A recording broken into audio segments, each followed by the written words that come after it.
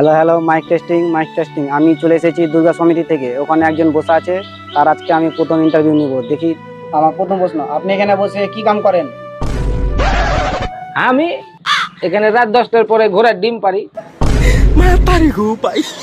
মানে মানের কি আছে বে? হাতে গামছা নিয়ে বসে আছি, তো ভিক্ষা ছাড়া আর কি করবো?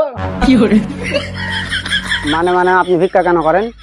না মানে ডাক্তার 3 বেলা ভিক্ষা করে খেতে বলেছে যে। আপনি কি বাধ্যতায় ভিক্ষা করেন?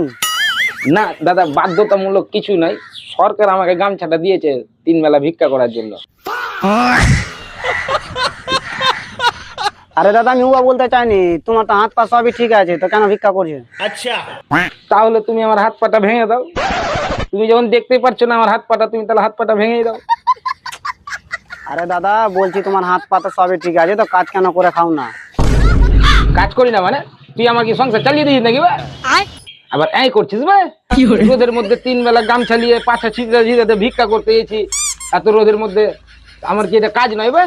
আরে দাদা, আচ্ছা ঠিক আছে। নেক্সট প্রশ্ন, তোমার বাড়িতে কি বউ আছে? কেন ভাই, তুই আমার লাগে নতুন বউ এনে দিবি নাকি? अभी मैं गाली नहीं दे सकता। আরে ভাই, তুমি তো বহুত ফালতু ছেলে আছো। তোমার ছেলেপুলে কটা আছে? 9টা। বাপ রে, 9টা? তুই এমন করে বলছিস বলে তো ছেলেপুলে 2টা চুরি করে এনেছি বা? আরে দাদা, ছেলেপুলে দুটাই ঠিক আছে, এটা জেনে রাখবা। তোমার প্রথম 2টা ছেলেপুলে ভালোই হবে, আমার ছেলেপুলে তো এখন কিন্তু কথাই বলতে পারে না। বালের ভিখারি, এসব ফালতু ভিখারির কাছে ইন্টারভিউ না লওয়াই ভালো আছে। কিছু তো দিয়ে যা, এতক্ষণ ধরে যে বকালি আমার 2 ঘন্টাতে 200 টাকা ইনকাম হয়ে যেত।